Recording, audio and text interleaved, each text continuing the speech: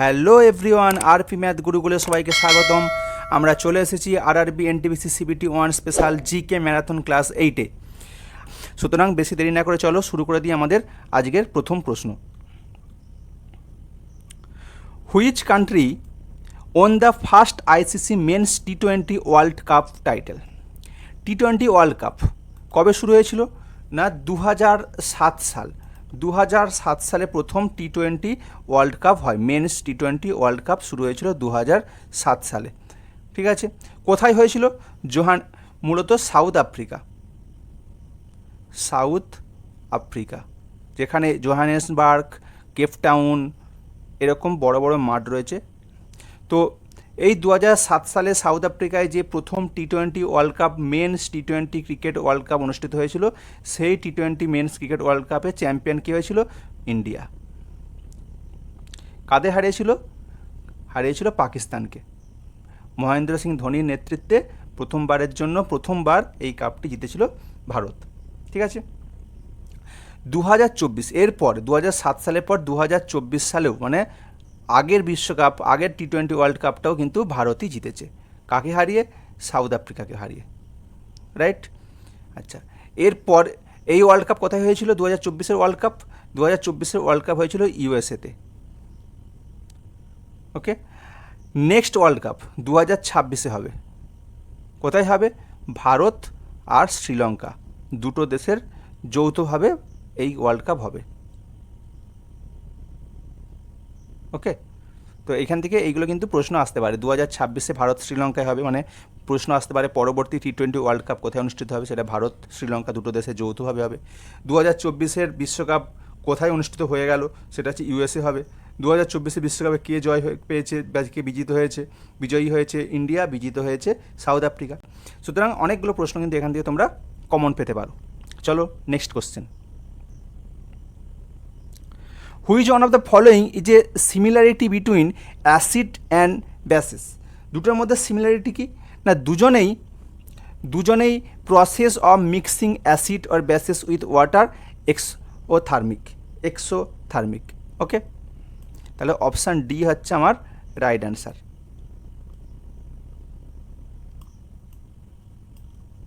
ওকে, আচ্ছা, এই অ্যাসিড কি? অ্যাসিড হচ্ছে টক স্বাদযুক্ত একটি উপাদান। আর এটা কি? এটা হচ্ছে নীল লিটমাস ও মিথাইল অরেঞ্জকে লাল করে। এটি অ্যাসিড নীল লিটমাস ও মিথাইল অরেঞ্জকে লাল করে।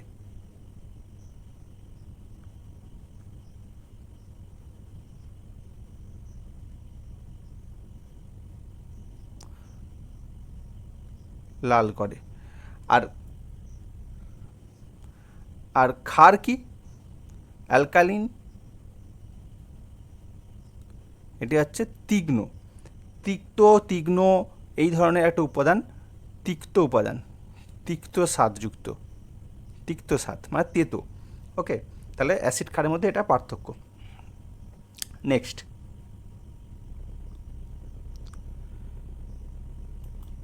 Natyashastra the famous treatise on dramatics art was written by? নাট্যশাস্ত্রের রচয়িতা হচ্ছে ভরতমুনি। ওকে, ভরতমুনি। ক্লিয়ার? আচ্ছা, এই নাট্যশাস্ত্রের পাশাপাশি যারা রয়েছেন এখানে আর যে অপশানগুলো রয়েছে, যেমন ধরো কালিদাসের লেখা কয়েকটি বইয়ের নাম আমাদের জেনে রাখতে হবে, পরীক্ষায় আসে, যেমন মেঘদূত। আচ্ছা, এছাড়া কি আছে? রঘুবংশম।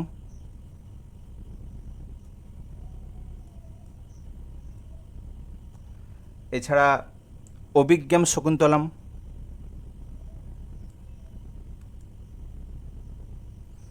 ওকে, আচ্ছা, কালিদাসকে আরেকটা জিনিস বলি আমরা, ইন্ডিয়ান শেক্সপিয়ার। আচ্ছা, হর্ষবর্ধন দুটো বই লিখেছে, নাগানন্দ রত্নাবলী,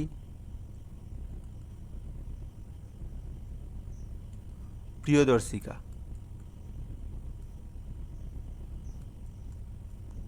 আচ্ছা, বিষ্ণু শর্মা লিখেছে পঞ্চতন্ত্র। ওকে, তাহলে এতগুলো ইম্পর্টেন্স কিন্তু বুক রয়েছে এখানে। চলো next question. Jonbeel Mela is the only fair in India where barter system still used, in which state does it take place? আচ্ছা, বার্টারি সিস্টেম কি? বার্টারি সিস্টেম হচ্ছে এমন একটা বিনিময় প্রথা, মানে তোমাকে কোনো কিছু একটা জিনিস দেওয়া হবে, তার বিনিময়ে তুমি একটা কিছু জিনিস দেবে। ধরো একটা চাল দোকানদার রয়েছে, চাল দোকানদার চাল বিক্রি করবে একজনকে, বিনিময়ে কারকে বিক্রি করতে পারে? ধরো কেউ একজন আলু বিক্রেতা রয়েছে, তাহলে তার কাছ থেকে চাল হয়তো 5 কেজি চাল দেবে তাকে। 5 কেজি চালের দাম ধরে নিলাম 50 টাকা করে, তাহলে 5 কেজির দাম 250 টাকা। আর এই একই মূল্যের হয়তো দেখা গেল আলুর দাম হয়তো 20 টাকা, তাহলে প্রায় 12 কেজি আলু বা 12.5 কেজি আলু এনাকে দিতে হবে। মানে মূল্যটা একই থাকবে, কিন্তু বিনিময় টাকার কোনো গল্প থাকবে না, শুধু বিনিময়, মানে সেই মূল্যের জিনিস বিনিময় করতে হবে। তাহলে 5 কেজি চালের বিনিময়ে 12.5 কেজি আলু দেবে। ঠিক আছে, এই যে বিনিময় প্রথা, এইটাকে বলে বার্টারি সিস্টেম। তো এই সিস্টেমে এখন গোটা ভারতবর্ষে একটা জায়গা যেখানে জন বিল মেলা আমরা বলছি, এই জন বিল মেলা, তাহলে কোথায় দেখা যাচ্ছে? জন বিল মেলা দেখা যায় আসাম রাজ্যে। কোথায় দেখা যায়? আসাম রাজ্যে। ওকে, জন বিল মেলা কোথায় দেখতে পাচ্ছি আমরা? আসাম রাজ্যে। Next question.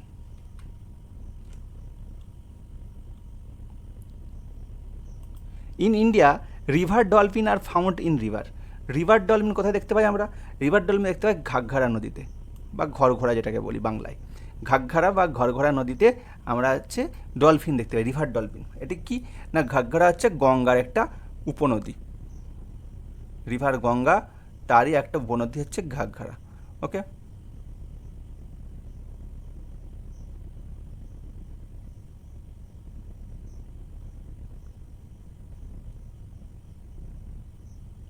আচ্ছা, এই যে ঘাগঘারা নদী, এই ঘাগঘারা নদীর ইম্পর্টেন্স কী রয়েছে?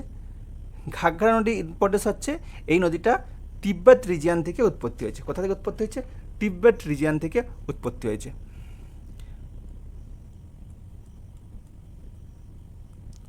গোদাবরী কোথা থেকে উৎপত্তি হয়েছে? গোদাবরী মহারাষ্ট্র। কৃষ্ণা মহাবালেশ্বর। ওকে, আর লুনি ইম্পর্টেন্স কি? লুনি হচ্ছে ইনল্যান্ড রিভার। ওকে,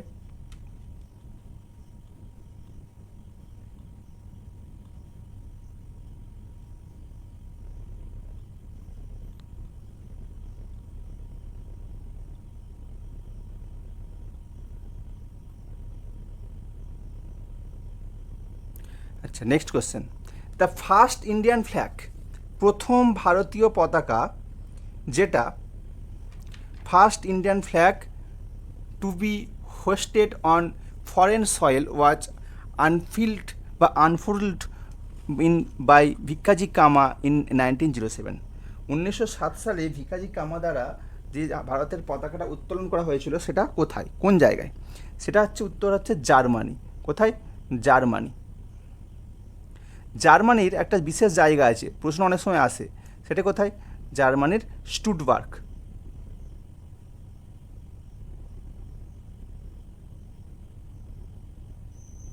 স্টুটবার্গ। তাহলে এখানে হচ্ছে ভিকাজি কামার নেতৃত্বে 1907 সালে ভারতের জাতীয় পতাকা উত্তোলন করা হয়। Next question. Which of the following is an example of non infectious disease? Non infectious মানে ইনফেক্টেড হবে, কিন্তু সেটা হচ্ছে মানে কিছু কিছু হচ্ছে ছোঁয়াচে রোগ হয়। এই নন ইনফেকশাস মানে ছোঁয়াচে নয়, এমন রোগ হবে যেটা ছোঁয়াচে নয়। এখানে দেখো 4টে যে অপশান আছে, 4টে অপশান যদি আমরা দেখি, 4টে অপশান দেখলে বুঝতে পারবো এখানে কোনটা ছোঁয়াচে নয়। ওকে, দেখো ইনফ্লুয়েঞ্জা, টাইফয়েড এবং নিউমোনিয়া, এই তিনটেই হচ্ছে ছোঁয়াচে রোগ। ঠিক আছে, কিন্তু একমাত্র হাই ব্লাড প্রেশার কিন্তু হচ্ছে ছোঁয়াচে রোগ নয়। তাহলে উত্তর হচ্ছে আমার high blood pressure. High blood pressure মূলত জিন ঘটিত রোগ, এটার কোনো ছোঁয়াচে রোগের কোনো ব্যাপার নেই, মানে বংশ পরম্পরায় হতে পারে, কিন্তু অন্য কারো লোক আছে যার হাই প্রেশার রয়েছে, তার পাশাপাশি যদি আমরা যাই তাহলে তার হাই প্রেশার থেকে আমাদের হাই প্রেশার হয়ে যাবে, এরকম কিন্তু কোনো সম্ভাবনা নেই। Next question, which former ISRO chairman has been awarded France highest civil honours in 2019? 2019 সালে ফ্রান্স দেশের সর্বোচ্চ সিভিলিয়ান অনার সম্মান কে পেয়েছিলেন, কোন ইসরোর চেয়ারম্যান পেয়েছিলেন? তার নাম হচ্ছে কিরণ কুমার। তার নাম হচ্ছে কিরণ কুমার। ওকে, এখন কিরণ কুমার তিনি চেয়ারম্যান ছিলেন, কবে ছিলেন তিনি চেয়ারম্যান? না, তিনি ছিলেন 2014 থেকে 18 এই সময়ে তিনি ছিলেন চেয়ারম্যান হিসাবে। ওকে, আচ্ছা, এই যে অ্যাওয়ার্ডটা, এই অ্যাওয়ার্ডটা প্রথম দেওয়া শুরু হয়, মানে ফ্রান্সের হাইয়েস্ট সিভিল অনার যে অ্যাওয়ার্ডটা, এটা প্রথম দেওয়া শুরু হয়েছিল 1802 সালে। 1802 সাল থেকে দেওয়া হচ্ছে, এবং এর যে প্রতিষ্ঠাতা, এই অ্যাওয়ার্ডের প্রতিষ্ঠাতা, তার নাম হচ্ছে নেপোলিয়ান। নেপোলিয়ান। ওকে, খুব ইম্পর্টেন্ট প্রশ্ন। চলো next question, in an effort to provide a safe and secure e-payment option, RBI has launched Vision 2021. Vision 2021. RBI কি? Reserve bank of India. Reserve bank of India কবে তৈরি হচ্ছে? RBI অ্যাক্ট 1934 অনুসারে 1 April 1935-এ RBI তৈরি হচ্ছে। আচ্ছা, RBI nationalised কবে হচ্ছে?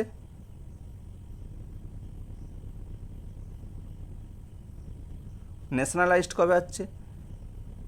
1949 সালে। 1949। ওকে, 1949 সালে ন্যাশনালাইজড হচ্ছে। ঠিক আছে, বর্তমানে RBI গভর্নর কে আছেন? তার নাম হচ্ছে বর্তমানে RBI গভর্নর সঞ্জয়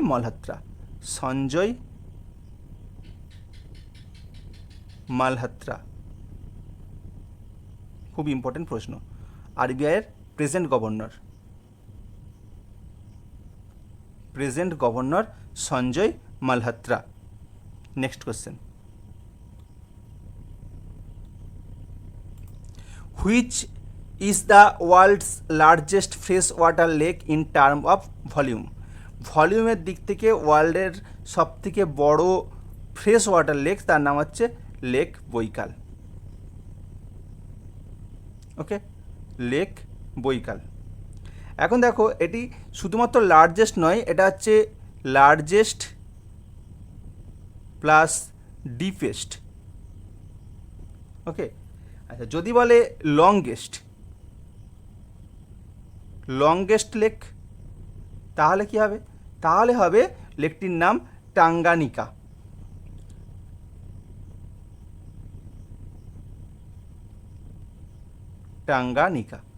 ওকে,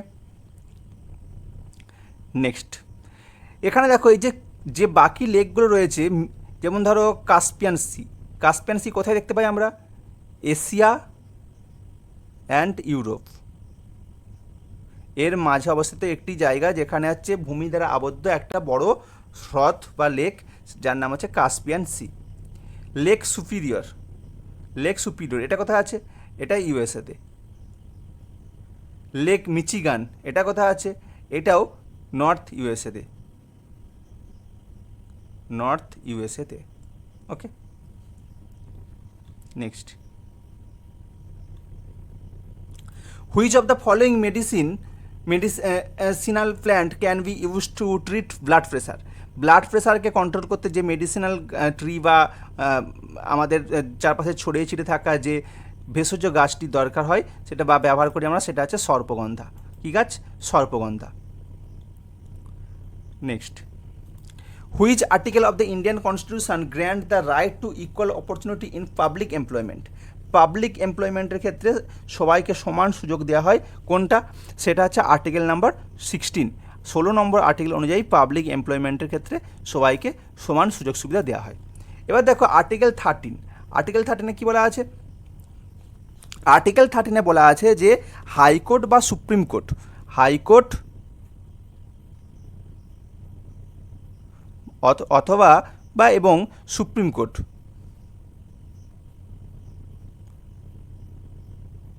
যদি মনে করে কোনো আইন মৌলিক অধিকার বিরোধী, যদি মনে করে আইন মৌলিক অধিকার বিরোধী,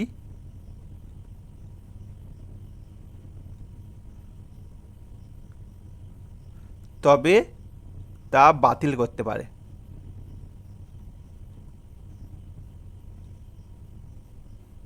ক্লিয়ার? আচ্ছা, আর্টিকেল 14 কি আছে? Equality before law.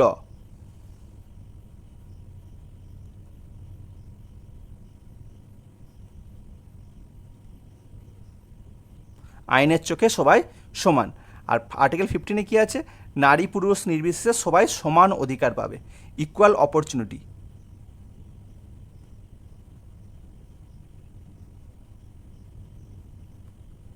Equal opportunity. Okay, next, which is the second highest constitutional office in India? Second highest constitutional office হচ্ছে ভাইস প্রেসিডেন্ট। ওকে, প্রথম কে? প্রথম হচ্ছে প্রেসিডেন্ট, প্রেসিডেন্ট হচ্ছে ফার্স্ট, সেকেন্ড হচ্ছে ভাইস প্রেসিডেন্ট, থার্ড হচ্ছে প্রাইম মিনিস্টার, ফোর্থ হচ্ছে governor. ওকে, আচ্ছা, এই ভাইস প্রেসিডেন্টের পদটা কোথায় আছে? না আর্টিকেল নাম্বার 63 থেকে 73, এই আর্টিকেলগুলোর মধ্যে ভাইস প্রেসিডেন্টের নির্বাচন, তার যোগ্যতা, এই সমস্ত কিছু উল্লেখ করা আছে। এক্ষেত্রে আর্টিকেল 64 মনে রাখতে হবে, আর্টিকেল 64। এখানে কি আছে? আর্টিকেল 64-এ যেটা উল্লেখ আছে সেটা হলো তিনি রাজ্যসভার চেয়ারম্যান, মানে উপরাষ্ট্রপতি রাজ্যসভার চেয়ারম্যান।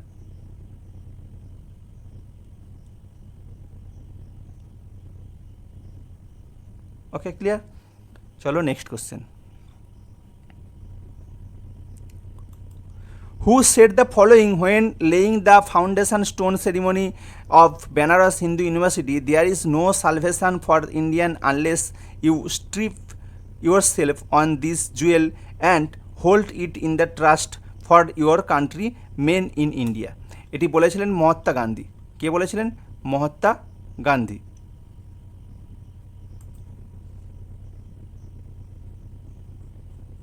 আচ্ছা, এই যে বেনারস হিন্দু ইউনিভার্সিটি, এটি কবে তৈরি হচ্ছে? তাহলে ভিত্তিপত্র কবে স্থাপন হচ্ছে? 1916 সালে। কবে হচ্ছে? 1916 সালে, 1916। এবার এই যে ভিত্তিপ্রস্তর স্থাপন হলো, এই ইউনিভার্সিটি কার নেতৃত্বে হলো? এই ইউনিভার্সিটির নেতৃত্বে যিনি ছিলেন তার নাম হচ্ছে Madan Mohan Malviya. Madan Mohan Malviya.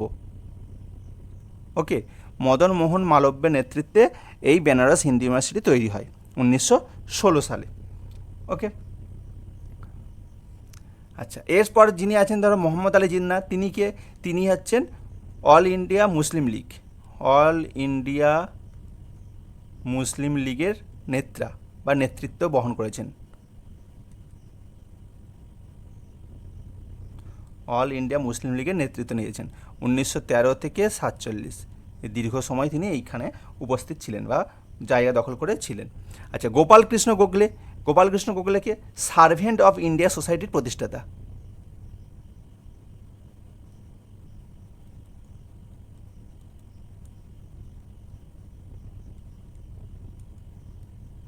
Servant of India সোসাইটির প্রতিষ্ঠাতা। আর অ্যানি বেসান্তকে? ইনি একজন ব্রিটিশ মহিলা যিনি ভারতের স্বাধীনতা আন্দোলনের সঙ্গে অত্যন্তভাবে জড়িত ছিলেন। Next question, which missile destroyer of the Indian navy has been decommissioned after 36 year in May 2019? এটা কোন হচ্ছে যুদ্ধজাহাজ? সেটি হচ্ছে INS Ranjit. INS Ranjit. INS Ranjit তৈরি হয়েছিল 1983 সালে। কবে তৈরি হয়েছিল? 1983 সালে। এটি কে তৈরি করেছিল? এটা তৎকালীন Soviet union, USSR. Soviet union 1883 সালে এই আইএনএস রঞ্জিত নির্মাণ করে এবং সেটা ভারত সরকারের হাতে তুলে দেওয়া হয়। ওকে, আচ্ছা, এছাড়া দেখো আর বাকি যেগুলো আছে সেই বাকিগুলো কি কি? আইএনএস রানা। আইএনএস রানা কি? আইএনএস রানা হচ্ছে মিসাইল ডেস্ট্রয়ার।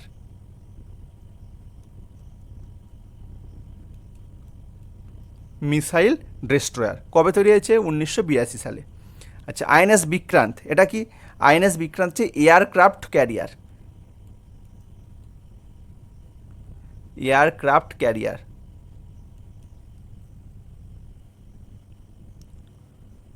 কবে তৈরি হয়েছে? 2013। আচ্ছা, এরপর দেখো আইএনএস বিক্রমাদিত্য, এটাও এয়ারক্রাফট ক্যারিয়ার। ওকে, আচ্ছা, আইএনএস বিক্রান্ত তৈরি করেছে কে? Cochin shipyard. Clear? Cochin shipyard দ্বারা আইএনএস বিক্রান্ত তৈরি হয়। Next, in the computer field Fortran stand for. Fortran কি? ফরট্রেন হলো formula translation. Formula translation. Okay, কোনো ফর্মুলাকে আমরা যখন ট্রান্সলেট করি তখন হচ্ছে ফরট্রেনের সাহায্য আমাদের নিতে হয়। ওকে, নেক্সট প্রশ্ন, which of the following one of the founding countries of ASEAN? এশিয়ানের ফাউন্ডিং কান্ট্রিকে? এশিয়ানের ফাউন্ডিং কান্ট্রি হচ্ছে মালয়েশিয়া। আচ্ছা, এশিয়ান প্রাথমিক পর্যায়ে এশিয়ানের ফুল ফর্ম কি? প্রশ্ন আসে অনেক সময়। কি ফুল ফর্ম? দ্য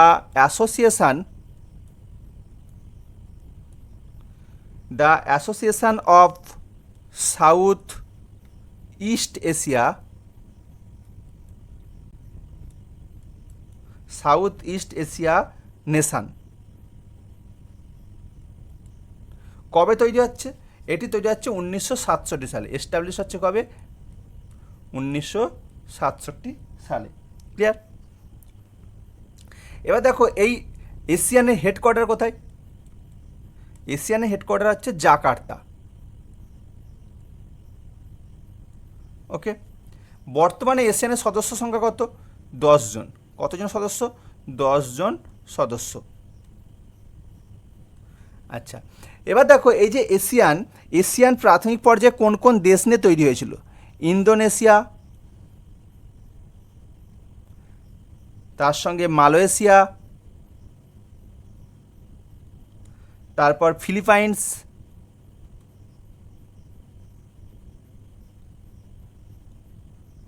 এছাড়া সিঙ্গাপুর আর Thailand.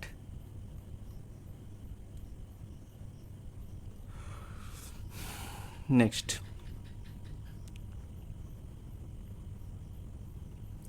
who was responsible for the introducing Enfield rifle that used the greatest cartridges which became the immediate reason of 1857? তার নাম হচ্ছে হেনরি হার্ডিঞ্জ। হেনরি হার্ডিঞ্জ এই হচ্ছেন ব্যক্তি যার নেতৃত্বে আমাদের এনফিল্ড কার্তুজ ব্যবহার হয় এবং সেখান থেকে আমাদের মহাবিদ্রোহের সূচনা হয়। ওকে, ইনি কে ছিলেন? এই কার্তুজ ছিলেন বা হেনরি হার্ডিঞ্জ, ইনি ছিলেন গভর্নর জেনারেল। কি ছিলেন? Governor general. কবে থেকে কবে পর্যন্ত? 1844 থেকে 1848। ক্লিয়ার? আজ তাহলে এই পর্যন্তই। আমাদের দেখা হচ্ছে আগামী এপিসোডে নতুন কিছু প্রশ্ন নিয়ে।